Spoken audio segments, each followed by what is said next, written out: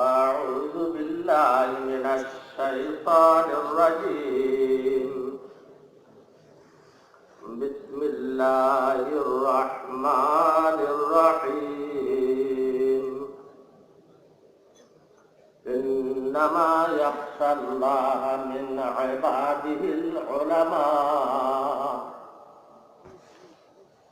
صدق الله مولانا العظيم وقال رسول الله صلى الله عليه وسلم وإن العلماء ورثة الأنبياء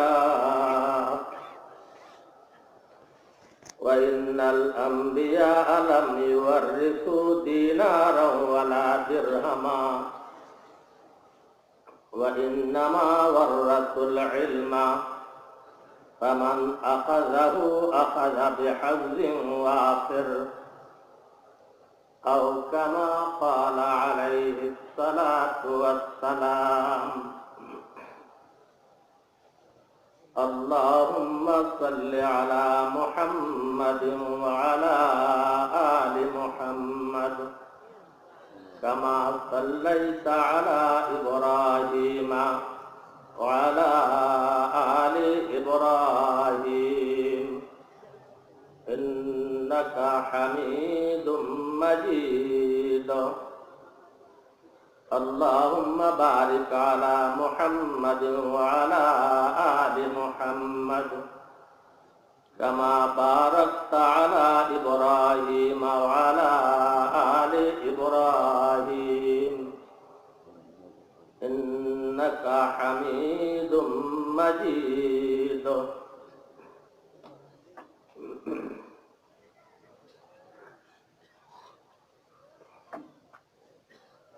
محترم علماء کرام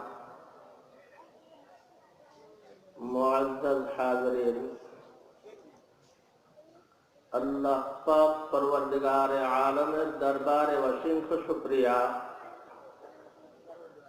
परवरदिगार आलम मेहरबानी करे आमादेरके मुसलमान हওয়ার तौफीक दान करेছেন ईमान और इस्लामेर जे दौलत परवरदिगार आलम आमादेरके नसीब करेছেন এর চেয়ে দামি আর মূল্যবান জিনিস পৃথিবীতে আর কিছুই হতে পারে না কারণ একজন মানুষ যদি সারা পৃথিবীর সমস্ত ধন সম্পদের মালিক হয় আর যদি এই ব্যক্তির মধ্যে ঈমান ও ইসলাম না থাকে এর মতো কপাল পোড়া হতভাগা জমিনে আর কেউ হতে পারে না পক্ষান্তরে কোনো মানুষ সবচেয়ে নিঃস্ব হয় সবচেয়ে গরিব হয় আর যদি এই ব্যক্তির মধ্যে ঈমান ও ইসলাম থাকে তাহলে এই ব্যক্তি সবচেয়ে বড় সৌভাগ্যবান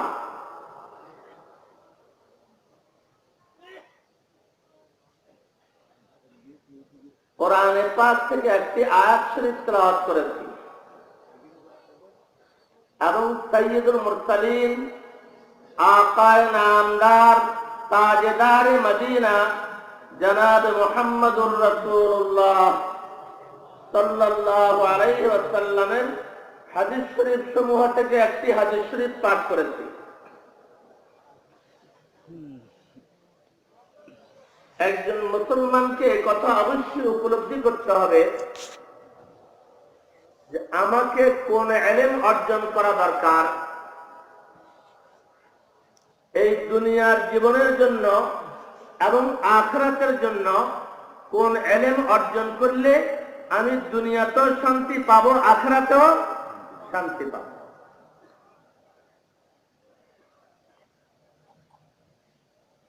বর্তমানে অনেক মুসলমানের সন্তান হয়ে তারা মনে করে যে বিজ্ঞানীরা যা বলেছে অথবা আধুনিক শিক্ষা ব্যবস্থার মধ্যে যা আছে এটাই হলো আসল আসলে কোন মানুষ যতক্ষণ পর্যন্ত কোরআনে পাকের দিকে প্রত্যাবর্তন না করবে মুহাম্মদুর রাসূলুল্লাহ সাল্লাল্লাহু আলাইহি ওয়াসাল্লামের হাদিস শরীফের দিকে প্রত্যাবর্তন না করবে ততক্ষণ পর্যন্ত কোন মানুষের পক্ষে সঠিক জ্ঞান অর্জন করা সম্ভব হবে না। বর্তমানে জেনারেল লাইনে যে লেখাপড়া করা হয় এর সর্বোচ্চ ডিগ্রি হলো MA পাস করা। কি পাস করা? আচ্ছা বলুন দেখি, এই পৃথিবীতে সর্বপ্রথম যে ব্যক্তি MA পাস করেছে তার শিক্ষক কোন পাস ছিল? যদি প্রশ্ন করা হয় এই পৃথিবীতে সর্বপ্রথম যে ব্যক্তি MA পাস করেছে তার শিক্ষক ছিল একজন MA পাস, তাহলে এই ব্যক্তি সর্বপ্রথম MA পাস করতে পারে না। বুঝা গেল এই পৃথিবীতে সর্বপ্রথম যে ব্যক্তি MA পাস করেছে তার শিক্ষক ছিল BA পাস। কথা বুঝে আসতেছে না? বুঝে আসতেছে না? যদি কেউ বলে সর্বপ্রথম যে ব্যক্তি MA পাস করেছে তার শিক্ষক ছিল MA পাস, তাহলে এই ব্যক্তি কি করে সর্বপ্রথম MA পাস করলো? বুঝা গেল সর্বপ্রথম যে ব্যক্তি MA পাস করেছে তার শিক্ষক ছিল কোন পাস? এই দুনিয়াতে সর্বপ্রথম যে ব্যক্তি BA পাস করেছে তার শিক্ষক ছিল IA পাস। এই পৃথিবীতে সর্বপ্রথম যে ব্যক্তি ম্যাট্রিক পাস করেছে তার শিক্ষক ছিল ক্লাস 9 পাস। এমনি ভাবে আস্তে আস্তে এই বিশ্ব চরাচরে সর্বপ্রথম যে ব্যক্তি ক্লাস 5 পাস করেছে তার শিক্ষক ছিল ক্লাস 4 পাস। এমনি ভাবে আস্তে আস্তে এই পৃথিবীতে সর্বপ্রথম যে ব্যক্তি ক্লাস 2 পাস করেছে তার শিক্ষক ছিল ক্লাস 1 পাস। আর এই বিশ্ব ব্রহ্মাণ্ডে সর্বপ্রথম যে ব্যক্তি ক্লাস 1 পাস করেছে তার শিক্ষক ছিল একজন মূর্খ। কাজে যে শিক্ষার মূলে মূর্খতা রয়েছে সেই শিক্ষা কখনো পরিপূর্ণভাবে সঠিক হতে পারে না। পক্ষান্তরে সাইয়্যিদুল আউয়ালিন ওয়াল আখিরিন, সাইয়্যিদুল মুরসালিন, আকায়ে নামদার, তাজদারে মদিনা জনাব মুহাম্মদুর রাসূলুল্লাহ সাল্লাল্লাহু আলাইহি ওয়াসাল্লাম যে শিক্ষা নিয়ে আসছেন, ইসলামিক শিক্ষা, কোরআনে পাকের শিক্ষা, হাদিস শরীফের শিক্ষা, এই শিক্ষার মূলে ছিলেন স্বয়ং রব্বুল আলামিন। আল্লাহর রাসূলের দুনিয়াবি কোন শিক্ষক ছিল না। আল্লাহর রাসূলের শিক্ষক ছিলেন স্বয়ং আল্লাহ রব্বুল আলামিন। কাজেই যে শিক্ষার মূলে স্বয়ং রব্বুল আলামিন রয়েছেন সেই শিক্ষার মধ্যে কোন ভুলভ্রান্তি থাকতে পারে না।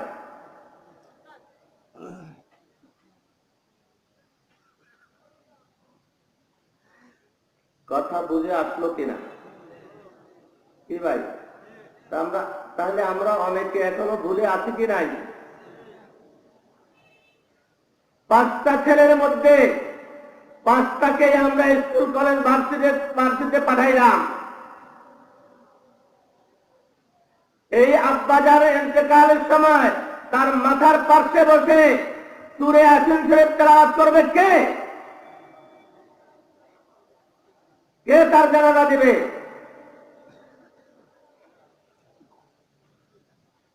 वो जमाने में मुअज़्ज़ज़ थे मुसलमान होकर, आज वो ज़लील ख़ार हुए तारिके कुरआन होकर। আজকে মুসলমানের সন্তান হইয়া সেকুলারিজমের কথা বলে, কমিউনিজমের কথা বলে। যারা সেকুলারিজমকে সমর্থন করে, যারা কমিউনিজমকে সমর্থন করে তারা বেঈমান। তাদের ঈমান আছে? যালিকাল কিতাবু লা রাইবা ফীহি হুদাল লিল মুত্তাকিন। That is the book, there is no doubt in it. একমাত্র কোরআন শরীফ সম্পর্কে আল্লাহ তাআলা ঘোষণা দিয়ে দিয়েছেন এটাই একমাত্র কিতাব যার মধ্যে কোনো সন্দেহ না। It is guiding sure without doubt to those who fear Allah. যারা আল্লাহকে ভয় করবে কোরআনে পাক তাদেরকে হেদায়েত দেবে। কি ভাই, বিজ্ঞানীরা আন্দাজ করে কথা বলে, এই জন্য তাদের কোনো কথা সঠিক হয় আর কোনো কথা সঠিক হয় না। 19 শতাব্দীর বিজ্ঞানীরা এমন বহু কথা বলেছে, 20 শতাব্দীর বিজ্ঞানীরা সেগুলোকে রিজেক্ট করেছে, মিথ্যা প্রমাণ করেছে। যেহেতু তারা কি আল্লাহ তাআলা থেকে পেয়েছে না ব্রেন থেকে পেয়েছে, আন্দাজ করে কথা বলে। এক মুসলমান রাষ্ট্রের ইউনিভার্সিটির ছাত্ররা বাজার থেকে একটা ছাগল খরিদ করলো। ছাগল খরিদ করে ছাগলকে ইসলামিক তরিকায় জবেহ করলো। কি ভাই, আপনারা কি ছাগল কাটা বলেন না ছাগল জবে করা বলেন? গরু কাটা না গরু জবে করা? আপনারা কি গোশত বলেন না মাংস বলেন? মাংস বলার লোক আছে কি নাই? মুসলমান ইসলামিক পরিভাষা ব্যবহার করবে। আল্লাহ পাক পরওয়ারদিগারে আলমের জাতের প্রতি আশা রেখে বলছি, একজন মুসলমান ইসলামিক পরিভাষাকে মহব্বত করার কারণে, কোরআনে পাকের একটি আয়াতকে মহব্বত করার কারণে, হাদিস শরীফের একটি বাণীকে মহব্বত করার কারণে আল্লাহ তাআলা তাকে মাফ করে বেহেশত নসিব করতে পারে।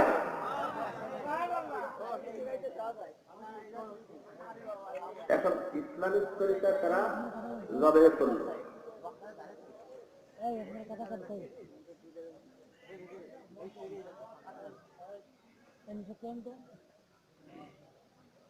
আউযু বিল্লাহি মিনাশ শাইতানির রাজীম। বিসমিল্লাহির রহমানির রহিম। ইউনিভার্সিটির ছাত্ররা বাজার থেকে ছাগল খরিদ করলো, ইসলামিক তরিকায় জবেহ করলো এবং ছাগলের গোশতকে তারা পাকাইয়া খাইল। এরপর ছাগলের ছোট্ট একটা হাড্ডি নিয়ে এটাকে চাকু দিয়ে ছিলে বালু মিশাইয়া একটু পুরাতন করলো, আর এই মুসলিম রাষ্ট্রের বড় বড় বিজ্ঞানীদের সামনে পেশ করলো যে দেখি তারা রিসার্চ করে বলতে পারে কিনা এটা কিসের হাড্ডি। আচ্ছা বলুন দেখি, ইউনিভার্সিটির ছাত্ররা এই হাড্ডি কি বিজ্ঞানীদেরকে খাওয়ার জন্য দিচ্ছে না পরীক্ষা করার জন্য?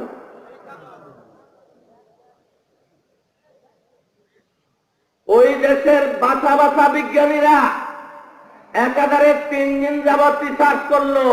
রিসার্চ করে তারা রিপোর্ট দিল যে আজ থেকে 7000 বছর পূর্বে সাইবেরিয়ার জঙ্গলে এক প্রকার জীব পাওয়া যাইত, এটা হলে সেই জীবের হাড্ডি। ইউনিভার্সিটির ছাত্র বলে মহা আশ্চর্যের বিষয়, 1 সপ্তাহ পূর্বে আমরা বাজার থেকে ছাগল খরিদ করলাম, আর সেই ছাগলকে আমরা জবাই করে আমরা একটা হাড্ডিকে পুরাতন করে তাদের সামনে পেশ করতে দিলাম যে এটা কিসের হাড্ডি। আর তারা বলতেছে আজ থেকে কত হাজার বছর পূর্বে, 7000 বছর পূর্বে রাশিয়ার সাইবেরিয়ার জঙ্গলে এক প্রকার জীব পাওয়া যাইত, এটা সেই জীবের হাড্ডি। ইউনিভার্সিটির ছাত্ররা বলে মহা আশ্চর্যের বিষয়, আমরা 1 সপ্তাহ পূর্বে বাজার থেকে ছাগল খরিদ করলাম, সেই ছাগলের হাড্ডি আমরা পেশ করলাম, আর তারা এখন বলতেছে উল্টা পাল্টা কথা। ওই ছাত্ররা বলে তোমাদের এরকম বিজ্ঞানের কপালের মধ্যে আমরা ঝাড়ু মারি, এমন বিজ্ঞানকে আমরা গ্রহণ করতে রাজি না। তাহলে বিজ্ঞানীরা আন্দাজ করে কথা বলে, এই জন্য কোন কথা সঠিক হয় আর কোন কথা সঠিক হয়। এবং বিজ্ঞানীরা সহ এরকম বহু লোক আছে যারা বাহ্যিক দৃষ্টিতে মুসলমান, কিন্তু তাদের অনেকেই আল্লাহর কুদরতকে বিশ্বাস করে না। আর যে ব্যক্তি আল্লাহর কুদরতকে বিশ্বাস না করে সে কি মুসলমান না বেঈমান? ভাই, মানুষের পক্ষে অনেক কিছু অসম্ভব, আল্লাহর কুদরতের কাছে কোনো কিছু কি অসম্ভব?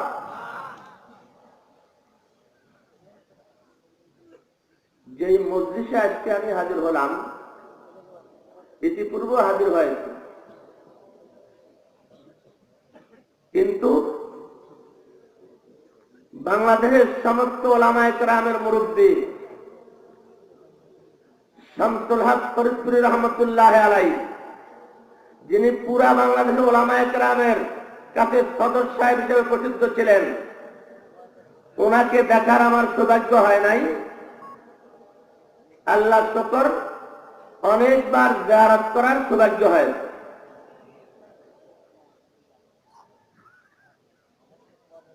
আমাদের নোয়াখালীতে বটতলী মাদ্রাসায় জনাবওয়ালা ছিলেন, বড় বুজুর্গ ছিলেন। আমাদের উস্তাদ জাতীয় মসজিদের এক সময়ের খতিব, লালবাগ মাদ্রাসার মুহাদ্দিস মুফতি আব্দুল মুঈন রহমতুল্লাহ আলাইহির আব্বাজান। বটতলী মাদ্রাসায় এক সময় টিনের ঘর ছিল, এখন বিল্ডিং হয়ে গেছে। দক্ষিণ দিকে টিনের ঘরে জানালা ছিল।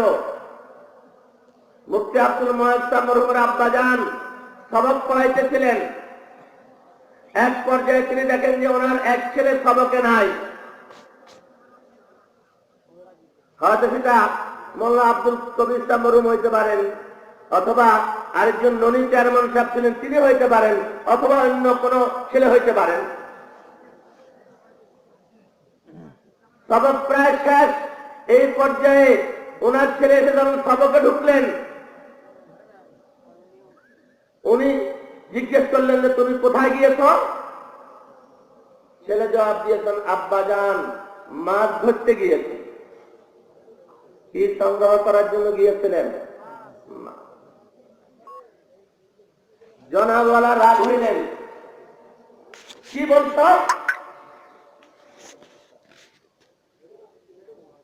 দ্বীনি তালিম দিচ্ছি, কিতাব পড়াচ্ছি, আর তুমি সবক বাদ দিয়ে মাছ ধরতে গিয়েছ?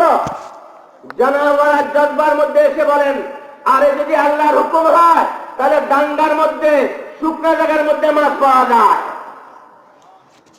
এই কথা বলার সাথে সাথে ফাতোয়া তাকায় দেখে ডান দিকে দক্ষিণ দিকে জানালা, জানালার বাইরে ক্ষেতের মধ্যে দুইটা বড় বড় মাছ শুকনো জায়গার মধ্যে লাফাইতে আরম্ভ করেছে। কার কুদরতে মাছ আসছে? কি ভাই, বিজ্ঞানীরা তো জিনকে বিশ্বাস করে না। তারা বলেন জিনকে দেখাইয়া দাও, আমরা গুলি করে শেষ করে দেব। আল জিন্নু জাতুন নারিয়ুন ইয়াতাশাক্কালু বিআশকালিন মুখতালিফা ইয়াকুলু ওয়া ইয়াশরাব।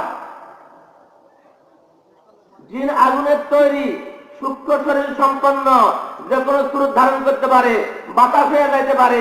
বিজ্ঞানীরা কি করে গুলি করবে?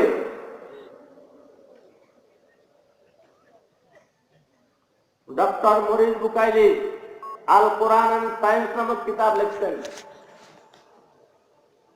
তিনি বলেন যে আমি প্রথম কোরআন শরীফকে অধ্যয়ন করতে আরম্ভ করলাম, পড়তে আরম্ভ করলাম, ব্যাখ্যা পড়তে আরম্ভ করলাম, যে দেখি কোরআন শরীফের মধ্যে কোনো ভুল আবিষ্কার করা যায় কিনা।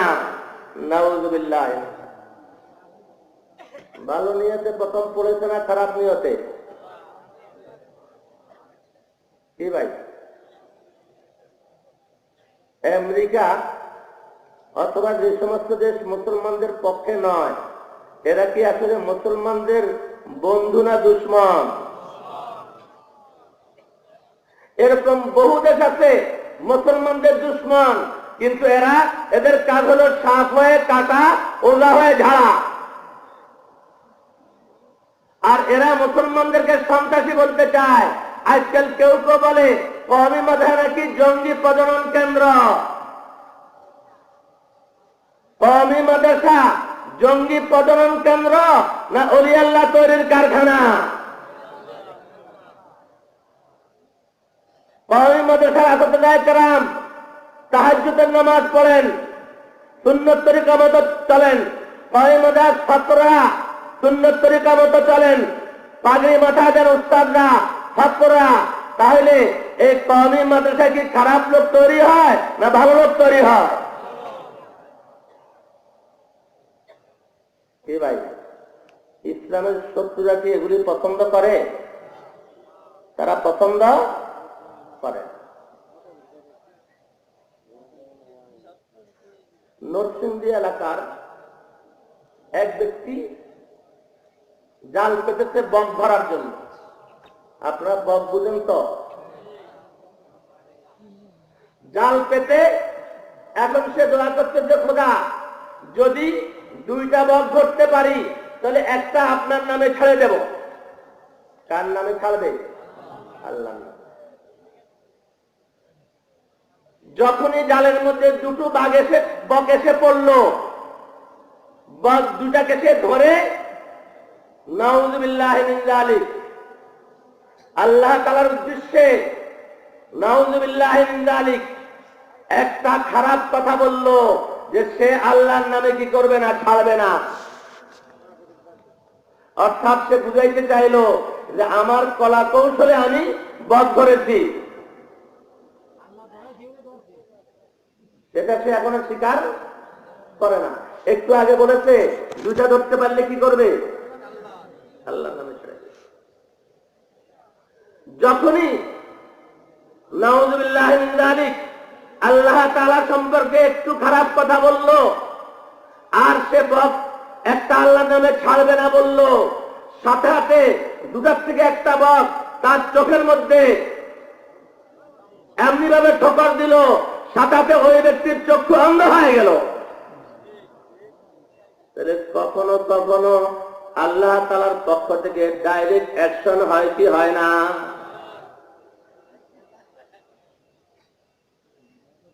মানুষের পক্ষে অনেক কিছু অসম্ভব, আল্লাহর কুদরতের কাছে কোনো কিছুই কি নয়, অসম্ভব না। এই জন্য বান্দা সব সময় কার কাছে সাহায্য চাইবে?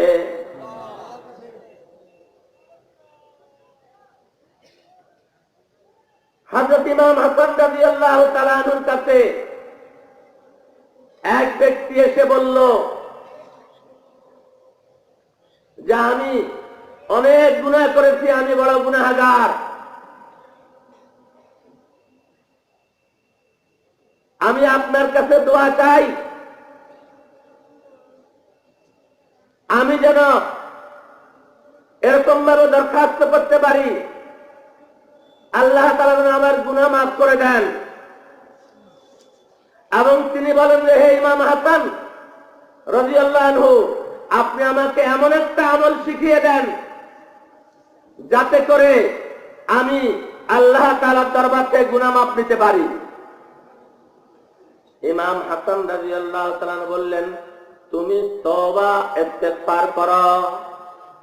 কি বললেন? তুমি তওবা ইস্তেগফার করো। কিছুক্ষণ পরে ওই মজলিসে আরেকজন এসে বললেন, হে ইমাম হাসান, দেশে বৃষ্টি হচ্ছে না, জমিন শুকিয়ে গেছে, গাছপালা মরে যাচ্ছে, আপনি দোয়া করুন এবং আমাকে এমন একটা আমল শিখিয়ে দেন যে আমল করলে বৃষ্টি আসবে, আল্লাহর রহমত নাযিল হবে। ইমাম হাসান রাদিয়াল্লাহু তাআলা বললেন, তুমি তওবা ইস্তেগফার করো। কিছুক্ষণ পরে আরেক ব্যক্তি আসলেন, তিনি এসে বললেন, হুজুর, আমি বড় গরিব মানুষ, চরম অভাবে আছি, অনেক টাকা পয়সা ঋণ করেছি, ঋণ দিতে পারবো, পরিশোধ করতে পারবো এমন কোনো আশা আমার এখন নাই।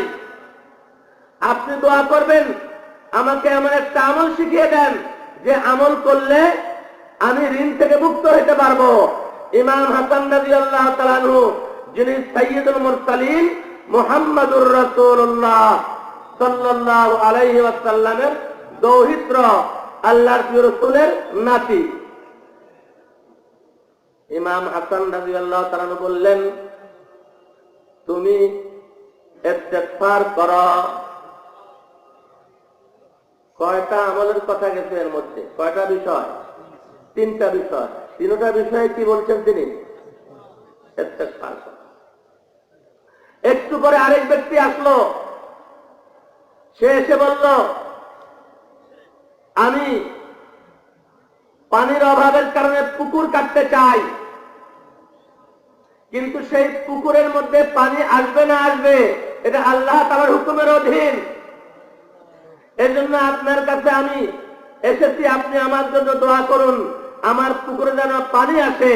আর আমাকে এমন একটা আমল শিখিয়ে দেন যে আমল করলে পুকুরও ঠিক মতো কাটা হবে, পুকুরের মধ্যে পানিও আসবে।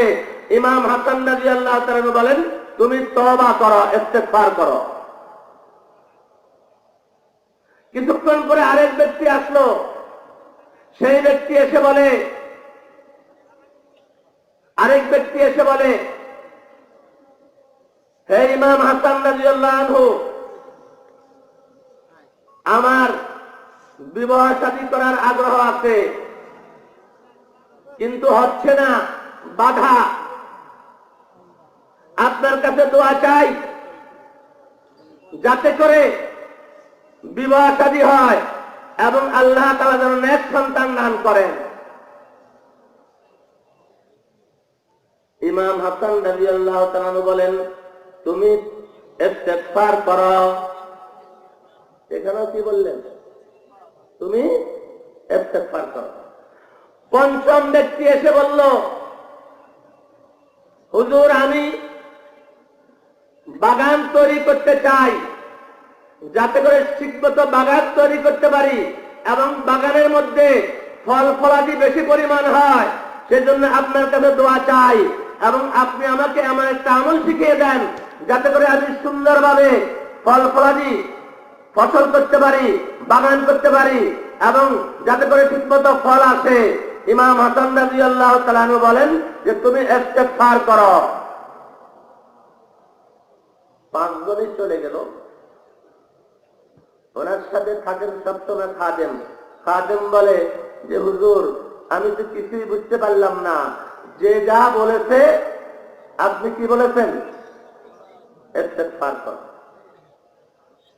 ইমাম হাসান রাদিয়াল্লাহু তাআলা বলেন যে আমি নিজের থেকে বলি নাই, কোরআনে পাকের মধ্যে আল্লাহ পাক পরওয়ারদিগারে আলম এই সব বিষয়ে ঘোষণা দিয়েছেন, ফাকুলতু ইস্তাগফিরু ইন্নাহু কানা গাফফারা।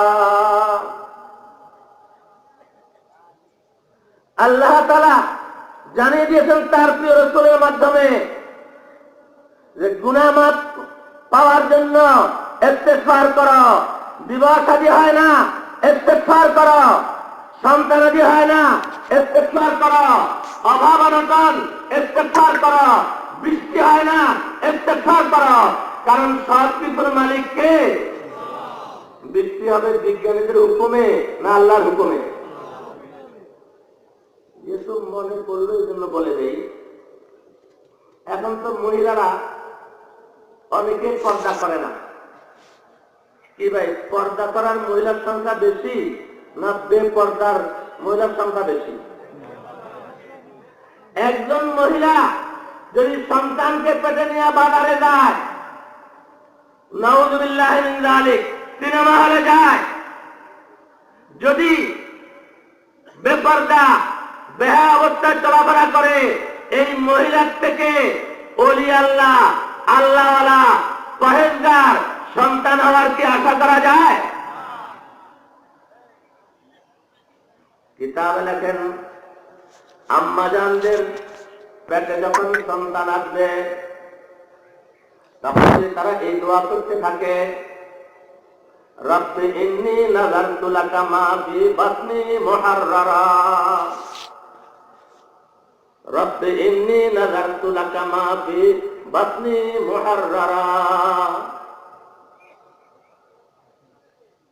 যেটা মরিয়ম আলাইহিস সালামের আম্মাজান করেছেন।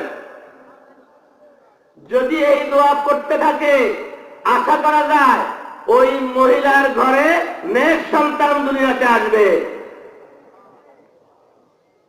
তাহলে নেক সন্তান আসা কার হুকুমের অধীন? দিনদার হওয়া কার হুকুমের অধীন? জান্নাতি হওয়া কার হুকুমের অধীন? কি ভাই, এখন যদি কেউ বলে আমাদের সন্তানরা কথা শুনে না, সন্তানদেরকে পাঠানো হচ্ছে স্কুল কলেজ ভার্সিটিতে, সারা জীবন স্কুল কলেজ ভার্সিটিতে পড়লে সেখানে বেহেশতের কোন সুসংবাদ নাই। আর একজন হাফেজে কোরআনের ব্যাপারে আছে, হাফেজে কোরআন তার মা বাবা পরিবার পরিজন এরকম 10 জন যাদের উপরে জাহান্নামের হুকুম হয়ে গেছে, তাদের জন্য সুপারিশ করে তাদেরকে বেহেশতে নিতে সক্ষম হবেন। তাহলে ছেলেদেরকে হাফেজ বানাইতে রাজি আছেন কিনা? একজনে খুব জোরে বলছে, কি ভাই?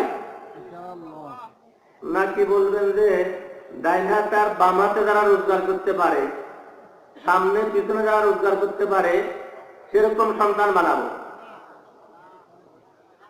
তাহলে এরা জানাজার নামাজের সময় ঈদের নামাজ পড়ে ফেলবে, জানাজার নামাজও ঠিক মতো পড়তে পারবে।